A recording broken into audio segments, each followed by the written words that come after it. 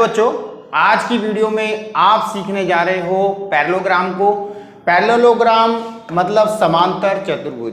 ये जो आपका पैरेललोग्राम होता है, इसके अंदर खास क्या चीज होती है, कैसे बनता है, आज आप आसानी से समझ जाएंगे। ठीक है, तो स्टार्ट करते हैं। जिसने मेरी पैरेलल लाइन की वीडियो नहीं देखी है, पहले वो डिस्क्रिप्शन में लिंक दिया हुआ है, उस वीडियो को जरूर देखें, तभी आप इसकी हर चीज को आसानी से समझ जाएंगे। ठीक है, वैसे बेसिकली ये 8th और 9th क्लास के लिए वीडियो है, क्योंकि उनका ये टॉपिक है। तो अब यहाँ पर देखिए, सबसे पहले हम ये समझते हैं कि इसको समझा था हमने कि ये लाइन एक पैरेलल लाइन होती है और ये लाइन भी एक पैरेलल लाइन होती है। ठीक है जी, ये दोनों लाइनें आपस में एक दूसरे के पैरेलल हैं। ठीक है, L और M। अब मैं क्या करता हूं, मान लो ये नदी है और इसके ऊपर एक फ्लाईओवर बनाता हूं, तो फ्लाईओवर में भी सड़क की तरह दो पार्ट होंगे, एक इस तरफ और एक इस तरफ, यानी कि सड़क का एक किनारा ये और एक ये। तो आप देखेंगे कि आपके सामने जो फिगर बनी है, ठीक है, N और P नाम दे देते हैं इसको, कुछ भी नाम आप दे सकते हो। हम ये देखते हैं कि ये एक रिवर थी और उसके ऊपर हमने फ्लाईओवर यानी कि पुल, बांध, कुछ भी आप बोल सकते हो, बनाया, जिसपे एक सड़क दी गई है, सड़क के दो किनारे हुए।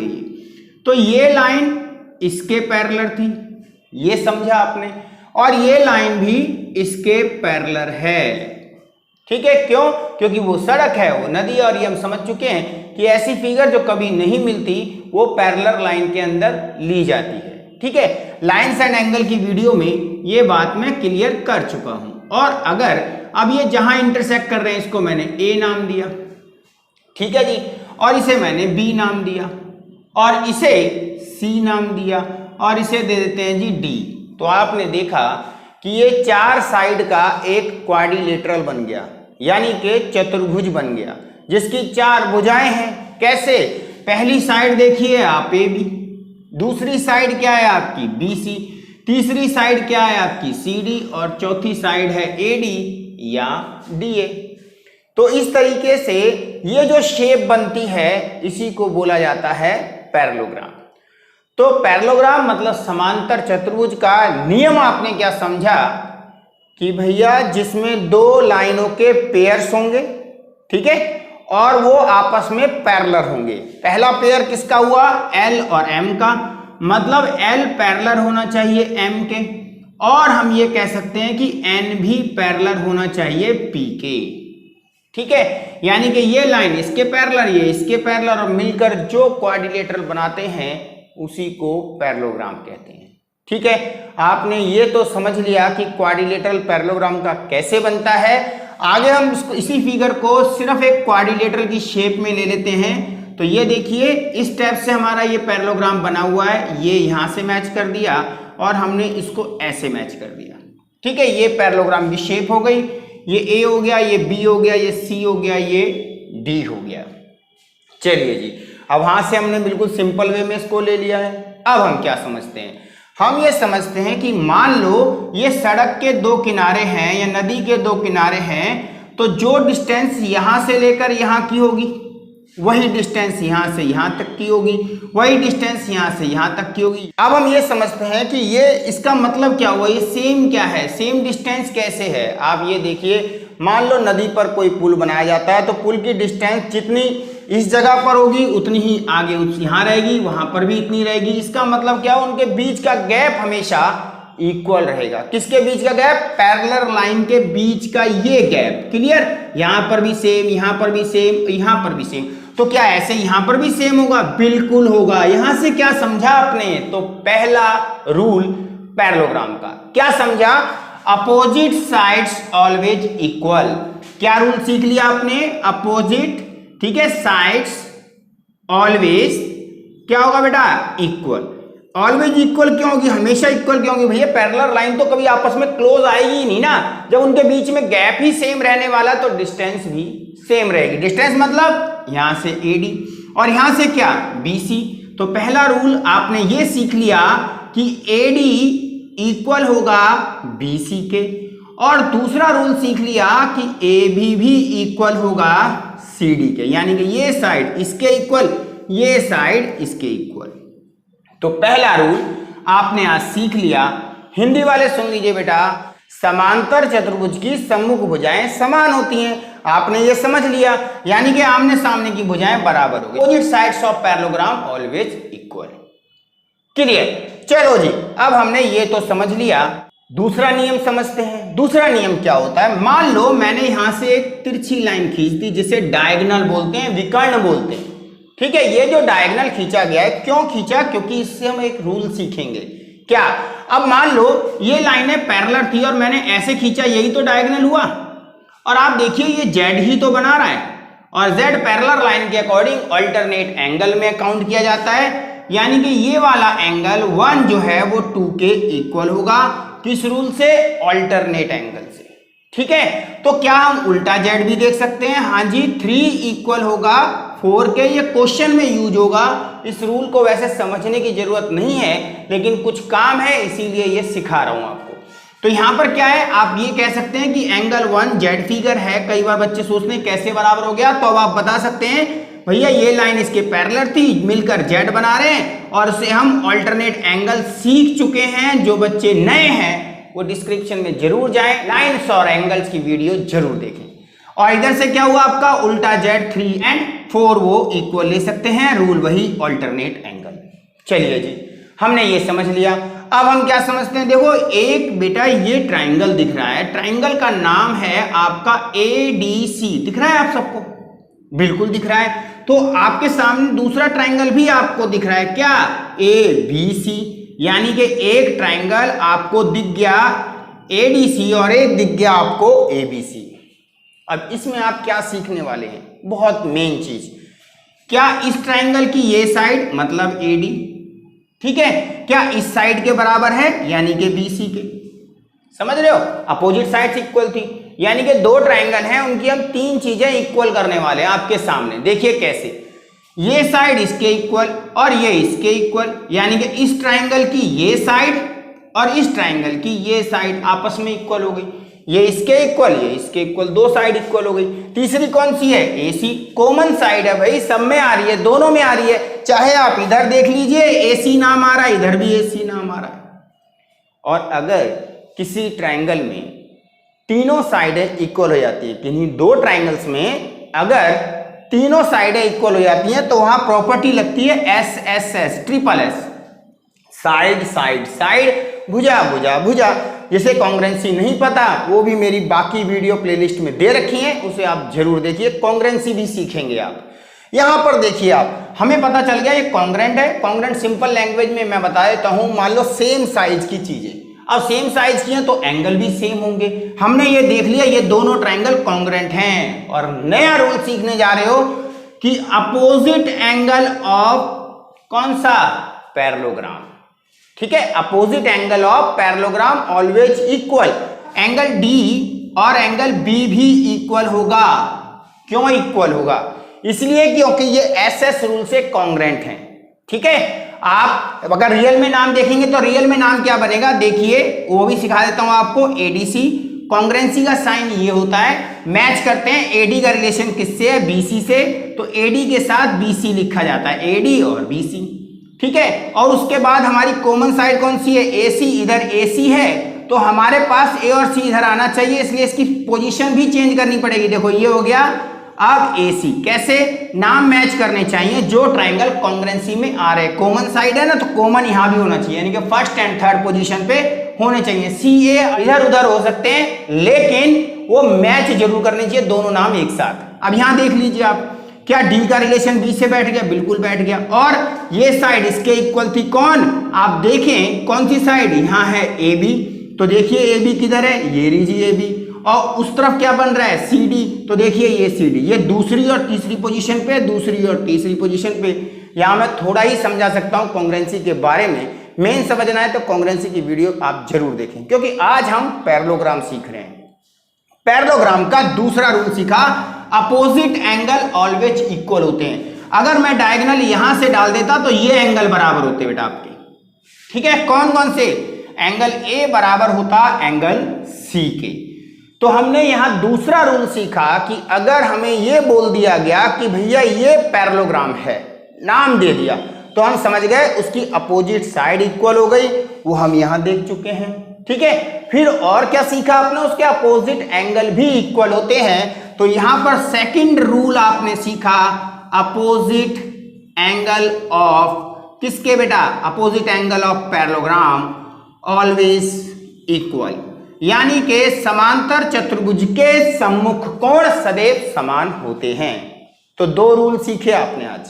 क्या, पहला, अगर वो पैरेललोग्राम दे दिया, ये वर्ड जैसे ही दिख जाए आपको तो माइंड में क्लिक कर जानी चाहिए बात। पहली क्या भैया, इसके आमने सामने की साइड बराबर होती है। दूसरा, अपोजिट एंगल बराबर होते हैं, वो आपने डीप स्टडी में सीख लिया है। ठीक है, अब थोड़ा सा इसको रफ कर देता हूं ताकि और जो रूल है वो आप आसानी से सीख सकें। तो चलिए करते हैं स्टार्ट आगे का पार्ट। तो चलिए बच्चों, यहां पर देखिए आपके सामने पैरेललोग्राम आ चुका है। पैरेललोग्राम दोबारा बना दिया गया है और फिर एक डायगोनल खींच देता हूं क्योंकि एक रूल और सीखने वाले हैं। क्या रूल ये है कि अगर डायगोनल बीच में खींचा गया और आपको पता था ये साइड इसके इक्वल, क्लियर हो गया है, ये साइड इसके इक्वल, बिल्कुल क्लियर हो गया है, ये कॉमन था हमारा, तो इसका मतलब कॉन्ग्रेंट ट्रायंगल बने। कौन से ट्रायंगल बने, कॉन्ग्रेंट। कौन कौन से, ए डी एंड सी। ठीक है, ये कॉन्ग्रेंट था, मतलब बिल्कुल सेम था, क्लियर, सिंपल लैंग्वेज में। और यहां पर क्या हुआ आपका, ये ए डी सी था और उधर से हम कौन सा लेंगे नाम, आपका लेंगे सी बी और ए। फिर दोबारा देख लीजिए, एडी किसके बराबर होना चाहिए, बीसी के, एडी बराबर होना चाहिए बीसी के। ठीक है, और हमें पता है ए बी किसके इक्वल है, डीसी के। तो यहां पर देखिए आप ए बी और इधर देखिए आप बीसी, और एसी कॉमन है, देख लीजिए कॉमन। ये होता है बेटा कॉन्ग्रुएंसी का रूल। आगे हम समझते हैं हम क्या समझने जा रहे हैं। अगर दो चीजें सेम है, ठीक है, सेम का मतलब क्या, आपने कॉपी के पेज देखे होंगे, अभी मैं आपको समझाता हूं। देखिए ये जो साइज है इसे हम A4 साइज कहते हैं और ये भी A4 साइज है।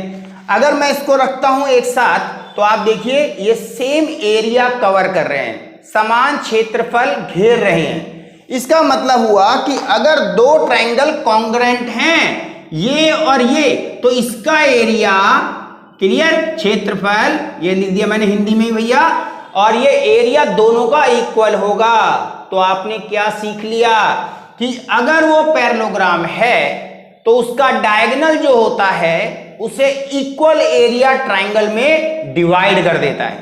Clear, diagonal of parallelogram convert into two equal area triangle, यानी कि कोई भी विकर्ण समांतर चतुर्भुज का उसे दो समान क्षेत्रफल वाले त्रिभुजों में बांट देता है। तो क्या सीखा, एरिया अगर डायगोनल है और वो पैरेललोग्राम है तो हमें यह भी रूल पता चल गया कि एडीसी का एरिया जो होता है, इसका जो क्षेत्रफल है वो एरिया बराबर होगा किसके, ऊपर वाला जो आपका ट्रायंगल था सीबीए। क्लियर हो गया, इन दोनों का एरिया आपस में बराबर है। हमने ये सीख लिया तो हम ये भी तो कह सकते हैं कि ये हाफ होता है किसका, parallelogram A B C D का। कैसे, आधा ये मिलकर ही तो पूरा बना, तो इसका मतलब दोनों आधे हैं, हाफ हैं किसके, एबीसीडी के पूरे क्वाड्रिलेटरल के। रूल कहां लगेगा, जहां पैरेललोग्राम बोला गया होगा। तो तीसरा रूल सीखा पैरेललोग्राम का। पहला क्या था, याद दिला दूं एक बार, रिवाइज करा देता हूं। पहला, अपोजिट साइड इक्वल होती है। दूसरा, अपोजिट एंगल इक्वल होते हैं। तीसरा, उसका जो डायगोनल होता है उसे वो इक्वल एरिया ट्रायंगल में डिवाइड कर देता है। तो आपने समझ लिया, the diagonal of parallelogram, clear, convert into two equal area triangle, किसको, पैरेललोग्राम को। तो चलिए आपने ये रूल भी सीख लिया और कुछ सीख लेते हैं आज पैरेललोग्राम। जब आप एजुकेशन सिंह के साथ जुड़े हैं तो कुछ और सीखते हैं, आखिर पैरेललोग्राम में और क्या खास बात होती है, समांतर चतुर्भुज में क्या क्या और अच्छाइयां हैं जिन्हें हमें क्वेश्चनों में यूज करना है, और वो भी खेल खेल में। तो चलिए आप देखिए कि ये हमारे पास पैरेललोग्राम था, ध्यान से समझिएगा। ये भैया मैंने एक बार फिर बना दिया पैरेललोग्राम, आज तो बहुत बार बन रहा है पैरेललोग्राम क्योंकि आज हमने सीखना ही है। यहां देखिए ये मैंने एक डायगोनल खींच दिया, यहां पर भी मैंने एक डायगोनल खींच दिया, ठीक है जी, और उसने कहां काटा, ओ पर। अभी मैंने आपको एक चीज समझाई, कि अगर दो ट्राइंगल कॉन्ग्रुएंट होते हैं, ठीक है, तो क्या होता है, उनके बाकी कॉरस्पॉन्डिंग पार्ट्स इक्वल हो जाते हैं। तीन हम बराबर करते हैं, तीन बराबर हो जाते हैं। ये तीन तीन का खेल सीखना है तो कॉन्ग्रुएंसी वाली वीडियो जरूर देखनी है। यहां देखिए आप, ये देखिए ये angle vertical opposite angle, line side angle video में बता रखा है। ये एंगल इसके इक्वल अल्टरनेट एंगल से, और हम ये समझ लेते हैं ये साइड बराबर है, ये हमने आज ही सीखी है। तो हमने क्या सीखा कि हमने तीन चीजें बराबर कर दी, किसकी, दो ट्राइंगल, एक का नाम है AOD, बिल्कुल है जी, ठीक है, ये Z फिगर से था, देखो अभी मैंने पहले वीडियो में बता दिया है। फिर हम यहाँ कॉन्ग्रुएंट लगा सकते हैं क्योंकि तीन चीजें इक्वल कर चुके हैं। आप किस रूल से कर दिया हमने, देखो O से O का मैचिंग कर दिया, A का C से करा है तो C नाम यहाँ आएगा, और AD का BC से रिलेशन है तो AD ये रहा, और ये हो गया आपका BC। इस तरीके से कॉन्ग्रुएंट करते हैं। अब हमने क्या समझना है, ये क्यों सिखा रहा हूं मैं आपको, इसलिए क्योंकि एक चीज अब सीखनी है आपने कि डायगोनल ने कहां काटा एक दूसरे को, O पर, और हमें पता चला ये कॉन्ग्रुएंट है, तो वहां से एक रूल और बनता है जो रूल नंबर 4 है। क्या बेटा आपका, diagonal of parallelogram bisect each other, यानी कि एक दूसरे को बाइसेक्ट करते हैं। कोई पूछे कैसे करते हैं, भैया कर दिया हमने, कॉन्ग्रुएंट हो चुका है, तो ये वाला टुकड़ा इसके बराबर, यानी कि AO बराबर होता है OC के। क्लियर हो गया। और यहां से भी बता सकते हैं ये टुकड़ा भी इसके बराबर, देखो कैसे, AO बराबर है OC के या CO के, और यहां पर OD बराबर है OB के। और इसे बोलते क्या है वैसे, CPCT। ये इतना डीप समझने की अभी जरूरत नहीं है क्योंकि ये आप कॉन्ग्रुएंसी में ही सीख सकते हैं। Corresponding parts of congruent triangle मतलब होता है इसका, लेकिन आपको उसके लिए भैया वीडियो तो देखनी पड़ेगी, थोड़ी मेहनत तो आपको भी करनी पड़ेगी अगर मैं आपके लिए कर रहा हूं तो। यहां पर देखा AO OC के बराबर है, OD OB के बराबर है, तो हमने ये चीज समझ लिया कि जहां पर भी डायगोनल एक दूसरे को काटते हैं, किसके, पैरेललोग्राम के, वहां एक रूल और लगता है, rule number 4, the diagonal of parallelogram bisect each other at right angle. नहीं, वो आगे सीखेंगे, ओनली बाइसेक्ट ईच अदर। चलिए एक दूसरे को वो बाइसेक्ट कर देते हैं। हम ये भी कह सकते हैं कि AO जो है वो आधा है AC का, ये सीख गए ना आप, AO आधा है, तो इसका मतलब इधर वाला पार्ट भी तो हुआ, OC भी आधा है, OC भी आधा है। और ये देखो आप, यहां क्या है आपका OB भी आधा है, OD भी आधा है, लेकिन ये किसका आधा है, ये आधा है BD का। तो ये आपने आज कुछ रूल सीखे हैं पैरेललोग्राम के, ठीक है। तो पैरेललोग्राम के लिए अगर आपसे कोई बोल दे कि पैरेललोग्राम का पेरीमीटर बताओ भैया, पेरीमीटर ऑफ पैरेललोग्राम क्या होता है, ये भी सीख ही लो भैया। अब आए हो ना तो आप ये भी सीख लो, क्योंकि चैनल में यहां तक जो बच्चा वीडियो देख रहा है वो मेहनत करना चाहता है और मैं उसके साथ मिलकर मेहनत करने के लिए तैयार हूं। तो यहां पर देखिए पेरीमीटर का मतलब मैंने बता रखा है, सम ऑफ ऑल साइड, यानी कि हमें सिंपल ये करना होगा AB BC और CD, और यहां से हो गया आपका AD, ठीक है, चारों साइडों को जोड़ दो, पैरेललोग्राम का पेरीमीटर आ जाएगा। और यहां पर देखा आपने ये जो साइडें हैं उसमें कौन कौन सी बराबर है, AB किसके बराबर है जी, वो हमारे पास बराबर है CD के, और BC किसके बराबर है, AD के। तो हम ऐसे भी बोल सकते हैं, दो अपोजिट साइड के सम का डबल, यानी कि AB इधर से और इधर से कौन सी, कोई सी भी एक ले सकते हो, AD, उनके सम के डबल को अगर कर दे तो वो पेरीमीटर है। चाहे ऐसे निकाल लो, चाहे ऐसे निकाल लो, जैसे आपको अच्छा लगता है वैसे निकाल लो, ठीक है। अब हम क्या सीखेंगे, एरिया भी बता दो सर, फिर जब इतना ही करा है तो एरिया ऑफ, अगर पैरेललोग्राम आता है तो आप करते हो बेस इनटू हाइट। अब थोड़ा सा यहां पर एक और चीज बता दूं कि अगर कोई पैरेललोग्राम है, देखो मैं लास्ट है यही समझा देता हूं, तो यहां से भी आप इस पे परपेंडिकुलर डाल सकते हैं, और इधर से ऐसे देखो तिरछे में यहां से भी परपेंडिकुलर डाल सकते हैं। अगर यहां से परपेंडिकुलर डलता है तो ये बेस कहलाता है, ठीक है, और इधर से डलता है तो ये बेस कहलाता है। ये जब एरिया आएगा तो उसमें आप सीख जाएंगे, और बेस इंटू हाइट का ही फॉर्मूला इसमें सिर्फ लगता है, आप एरिया आसानी से निकाल सकते हैं। आज आपने पैरेललोग्राम को खत्म कर दिया है, पैरेललोग्राम की हर चीज को समझ लिया है, और अगर आपने रियल में ही समझ लिया है तो चैनल को सब्सक्राइब कीजिए, बेल आइकन को दबाइए और अपने जितने भी फ्रेंड सर्कल हैं उन्हें जरूर समझाइए कि अब आपके बीच एजुकेशन सिंह आ चुका है, जहां आपको हर तरह की नॉलेज मिलने वाली है। Specially 9th 10th 8th class के लिए मैं मैथ्स की वीडियो लेकर आ रहा हूं और आप कंटिन्यू से वॉच भी कर रहे हैं। तो चलिए मिलते हैं नेक्स्ट वीडियो में, और सब्सक्राइब करना मत भूलिएगा, शेयर भी कीजिएगा।